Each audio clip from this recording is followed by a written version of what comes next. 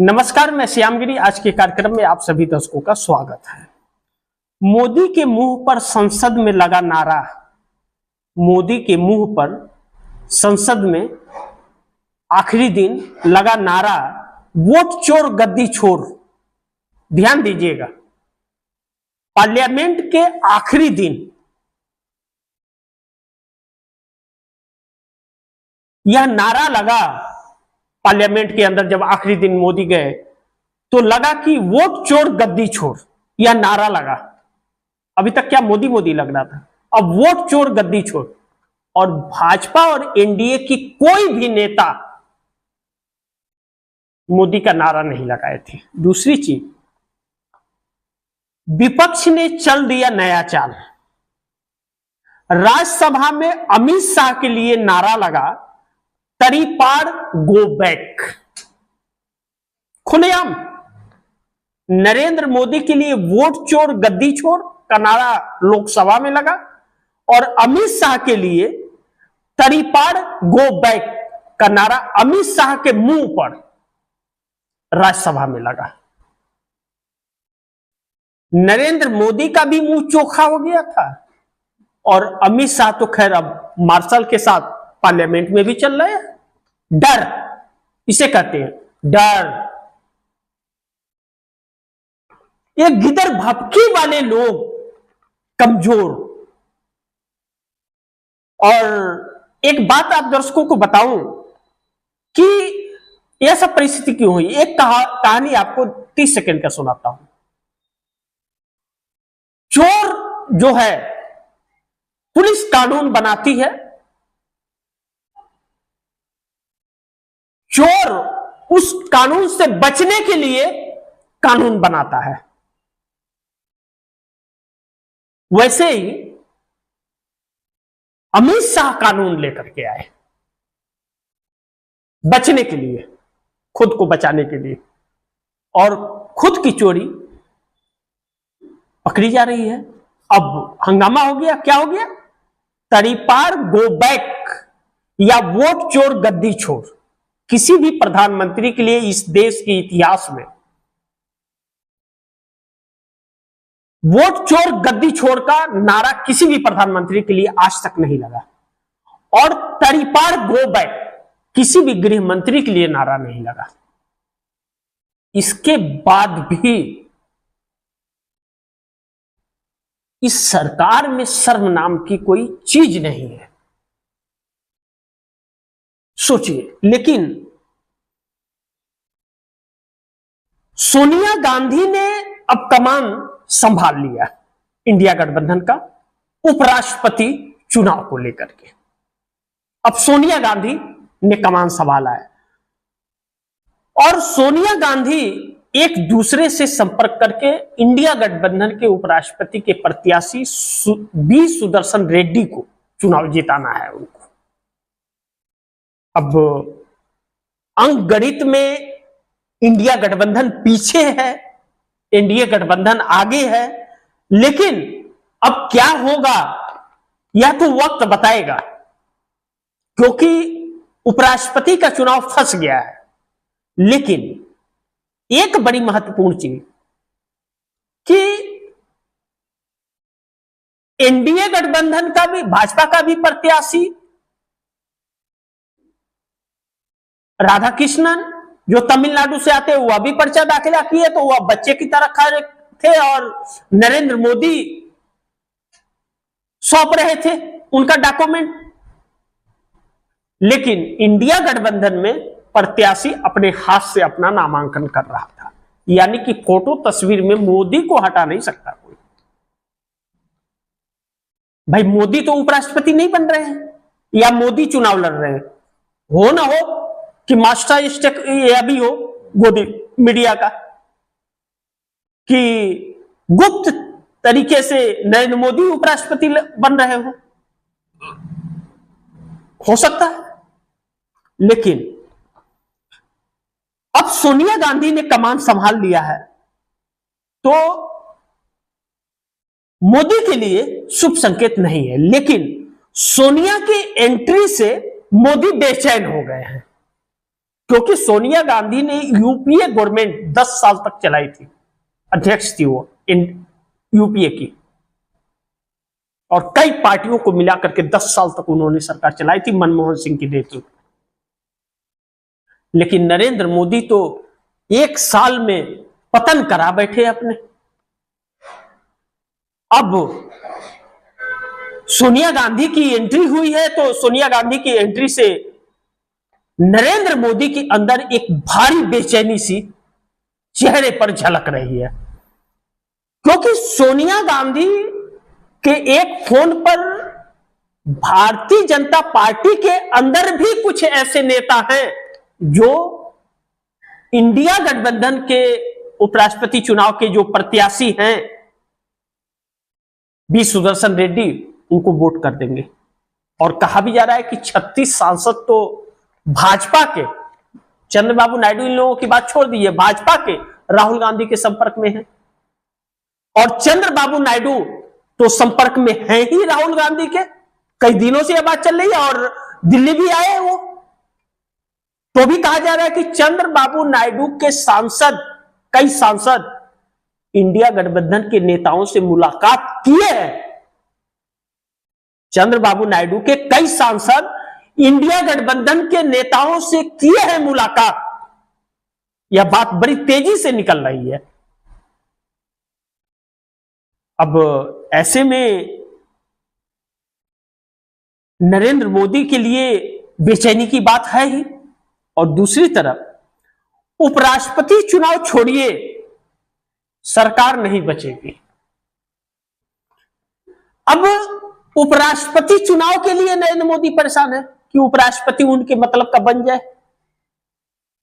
CP Radhakrishnan. वह जीतेंगे कि नहीं जीतेंगे यह बात की बात है। अब मोदी की सरकार नहीं बचेगी, यह मुख्य बात है।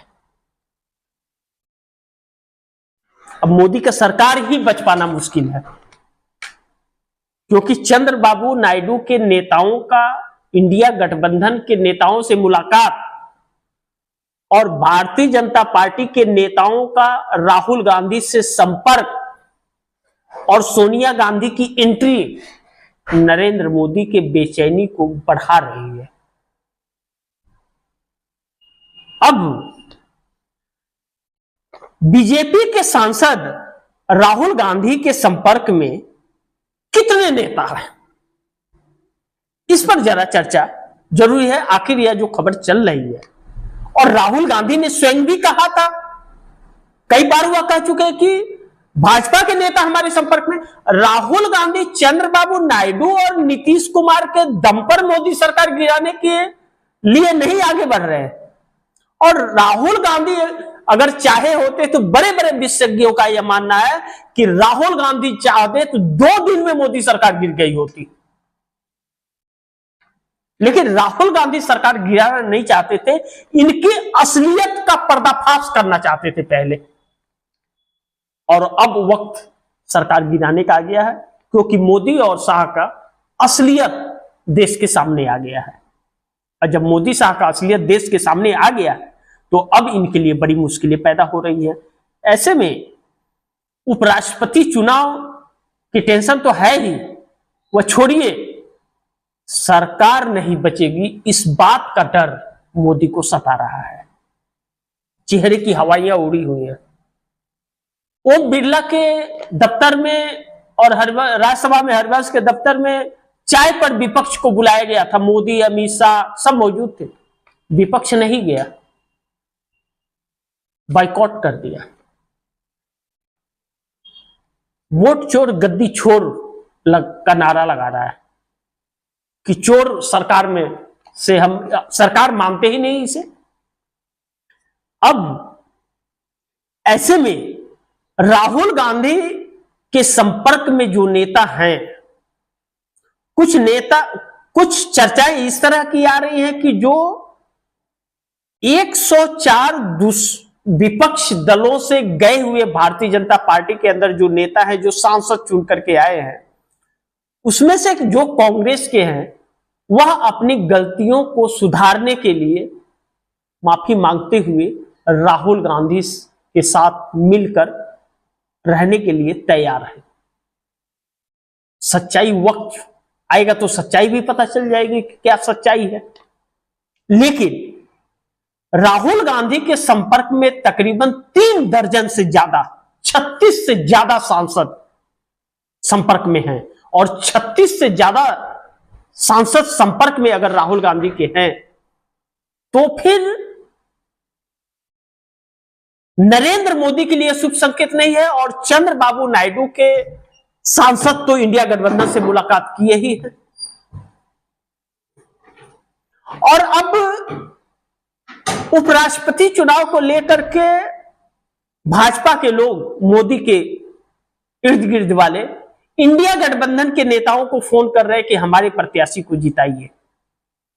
चूंकि इसमें व्हिप जारी नहीं होता और सीक्रेट आप किसको वोट दे रहे हैं किसी को पता नहीं चलता, और व्हिप जारी पार्टी कर नहीं सकती है। यानी कि विपक्ष से समर्थन मांगना यानी कि उनके पास समर्थन नहीं है, मोदी के पास समर्थन नहीं है, इसका मतलब यह हुआ। यानी कि मोदी अब इंडिया गठबंधन के सामने भी सरेंडर है, लेकिन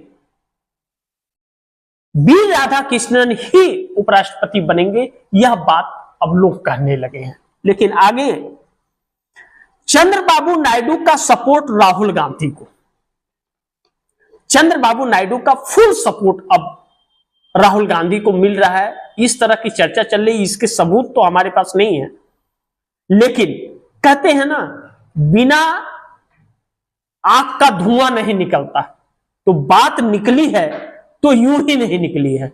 चंद्रबाबू नायडू सपोर्ट कर रहे हैं राहुल गांधी को, यह बात सच होती हुई नजर आ रही है, क्योंकि सुर्खियां उड़ने लगी हैं। दूसरा, नायडू के 16 सांसद इंडिया गठबंधन को करेंगे सपोर्ट। नायडू के 16 सांसद इंडिया गठबंधन के प्रत्याशी को करेंगे सपोर्ट। यह बात खुलकर अब आने लगी है, जब नायडू के सांसद इंडिया गठबंधन से मिले तो क्यों मिले, और बी सुदर्शन रेड्डी जो तेलुगु अस्मिता को लेकर के जाने जाते हैं और सबसे अच्छे हैं रिश्ते, तो चंद्रबाबू नायडू को भी 16 सांसद उनके सपोर्ट में खड़े हो गए। इसीलिए मोदी के लोग इंडिया गठबंधन को कर रहे हैं, उन्हें डर है कि चला जाएगा और तकरीबन 40 से 50 वोटों का फर्क पड़ जाएगा। और दूसरा, 36 सांसदों ने मोदी की नींद उड़ा दिया। जैसे यह खबर निकली कि राहुल गांधी के संपर्क में 3 दर्जन से ज्यादा सांसद भाजपा के, इंडिया गठबंधन के छोड़िए, भाजपा के राहुल गांधी के संपर्क में हैं, और Rajiv Pratap Rudy constitution club of India के अध्यक्ष भी बन गए राहुल गांधी के सपोर्ट से, तो नरेंद्र मोदी की नींद उड़ गई है कि वाकई राजीव प्रताप रूडी भी नरेंद्र मोदी के प्रत्याशी को क्यों वोट दे, जब उनको नरेंद्र मोदी ने वोट नहीं दिया तो वो क्यों दे। तो नरेंद्र मोदी को यह विश्वास हो गया है अब कि हां, 36 से ज्यादा सांसद राहुल गांधी के सपोर्ट में हो सकते हैं, जो मोदी का खेल बिगाड़ देंगे। और उपराष्ट्रपति का चुनाव अगर हार गए तो मोदी कुर्सी पर 24 घंटा भी टिक पाएंगे, इस बात में दम है। और यह नरेंद्र मोदी के लिए 24 घंटे भी टिक पाना कुर्सी पर बड़ी दुर्लभ परिस्थिति हो जाएगी। तो देखते हैं आगे क्या होता है, जो भी होगा खबरें आप दर्शकों तक पहुंचाते रहूंगा। लेकिन आप दर्शकों की क्या राय है, क्या सुझाव है, कमेंट बॉक्स में जरूर दीजिएगा। इस खबर को ज्यादा से ज्यादा शेयर कीजिए, अपने दोस्तों को भी कहिएगा आगे शेयर करें। आपने अगर चैनल को सब्सक्राइब नहीं किया, सब्सक्राइब कर लीजिए, अपने दोस्तों को भी कहिएगा चैनल को सब्सक्राइब करें। मिलते हैं फिर अगली खबर के साथ, तब तक के लिए नमस्कार।